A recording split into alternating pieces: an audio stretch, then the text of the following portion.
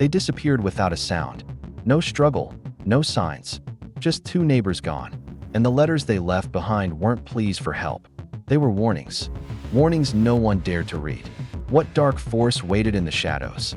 And who, or what, was orchestrating it? The quietest streets often hide the deadliest secrets. Marjorie Lane and Thomas Keller were ordinary neighbors, or so everyone thought. Marjorie, a retired schoolteacher, kept her garden immaculate. Thomas, a freelance writer, spent most of his days in his study, headphones in, tapping away at his laptop.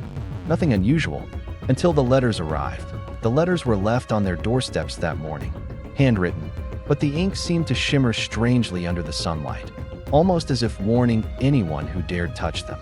They didn't just warn, they demanded attention. Meet me at the old Willow Bridge before midnight. One letter read, "Do not tell anyone. Time is running out," said the other. That a warning ignored is often a fate embraced. By mid-afternoon, neighbors began noticing strange signs. Marjorie's front door slightly ajar. Thomas's study window open even though no one had entered. Then, the dogs. Both Marjorie's and Thomas's dogs were barking relentlessly at nothing. By nightfall, neither Marjorie nor Thomas had returned home. Concern turned into panic when the police arrived, finding only the letters and an empty street. Fear grows fastest in the spaces left empty. Detectives combed the neighborhood, asking the residents if anyone had seen anything suspicious. Some neighbors whispered of a hooded figure, glimpsed at the far end of the street. Others claimed they heard faint whispers, almost chanting, as though carried by the wind. Then, they discovered something even more chilling. The letters contained tiny, cryptic codes in the margins. Numbers, symbols, almost like a hidden language.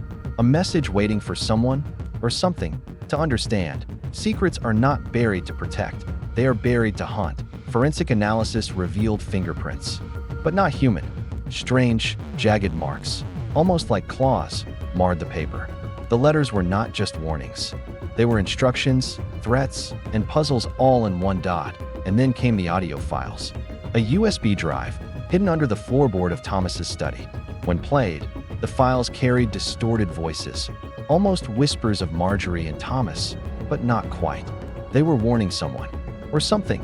Not all voices that speak belong to the living. Days passed. The neighborhood fell silent, unnervingly so. Parents kept children indoors. Night walks became impossible. And the letters? They kept arriving, taped to doors, slipped under mailboxes. Always different handwriting, always the same chilling message. Time is almost up. Watch carefully. Neighbors reported seeing flickering lights in Thomas's abandoned study late at night. Shadows moving as if the walls themselves were alive. A pattern emerged. The letters pointed to the Willow Bridge, the same location mentioned in the original notes. When shadows lead, follow cautiously. They know more than you. The detectives finally reached the Willow Bridge. There, carved into the wooden planks, were initials, ML and TK, surrounded by strange symbols. And beneath them, a small envelope with a folded note. If you found this, you are too late. But you can still survive. They opened the note. Inside, a final warning, a map of the neighborhood, highlighting houses where the residents had disappeared, like a sinister chessboard. Maps are only safe if the path is chosen wisely. Marjorie's sister, Clara, arrived in town, distraught. Thomas's brother, David, pleaded for answers. But even amidst grief, there was fear.